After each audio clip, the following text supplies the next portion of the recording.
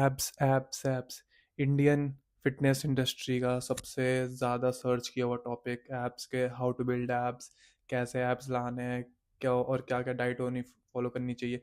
लोगों को लगता है कोई कोई स्पेसिफिक मील, कोई कोई स्पेसिफिक सप्लीमेंट या कोई स्पेसिफिक डाइट प्लान, कोई वर्कआउट प्लान होना चाहिए एप्स के लिए तो आपके एप्स आ जाएंगे। नहीं, और बॉडी बिल्डिंग में बहुत सारे वर्कआउट्स होते हैं, प्लान बहुत सारी डाइट होती है, सबकी बॉडी अलग अलग होती है, मेटाबॉलिज्म सबका अलग अलग होता है।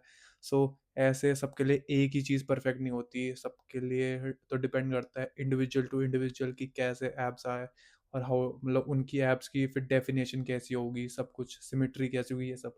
सो जो मैंने पूरी लाइफ में गलतियाँ की एप्स लाने के लिए, मेरे खुद पहले बहुत ट्राई किया था और मैं 120 केजीज़ का था और मैं फिर वहाँ से वेट लॉस किया। 4 महीने पहले तक मैं 90 केजीज़ का हो गया था डर्टी बल्किंग से। फिर मैं आज 72 केजीज़ का हूँ। मैंने वेट कम किया, फैट लॉस किया, एब्स आया तो मैंने पहली बार देखा ओह अच्छा ऐसे।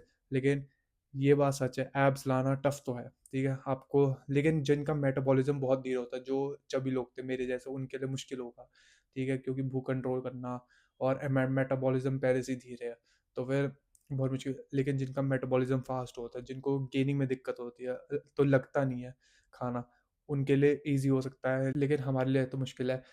लेकिन मैं एक बेसिक आइडिया, बेसिक समराइज़ करके जितनी भी मैंने गलतियाँ की तो मैं वो सारी चीज़ तो इस वीडियो में बताऊँ। So the first thing is nutrition. आपको न्यूट्रिशन पे बेसिकली बहुत ध्यान देना है, बहुत ज़्यादा। इवन आपको हर चीज़ ट्रैक करके खानी है, सॉस का हो या तेल हो, थोड़ा-सा भी आपको ट्रैक करके खाना ही पड़ेगा। नहीं ट्रैक करोगे आप अंदाज़े से नहीं खा सकते, और ख़ासकर अगर आपका मेटाबॉलिज़्म बहुत धीरे है तब तो आपको हर चीज़ ट्रैक करके ही खानी पड़ती है।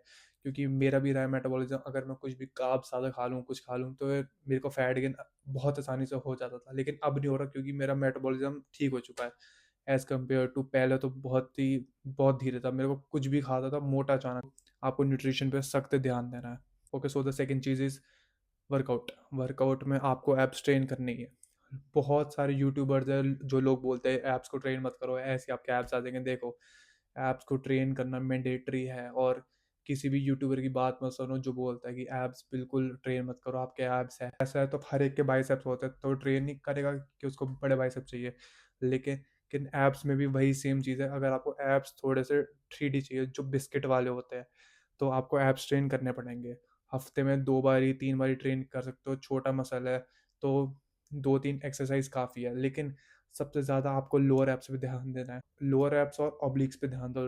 लोग सिर्फ यू सिटअप्स मारते हैं, ये सब करते हैं, वो ऑब्लिक्स और लोअर एब्स को एकदम नेग्लेक्ट कर देते हैं। लोअर एब्स और ऑब्लिक्स पे ध्यान दो। मैं खुद कर चुका हूँ, इसलिए मेरे खुद लोअर एब्स वीक है, लेकिन मैं ट्रेन करता हूँ उनको कि मेरे लोअर एब्स सही दिखे।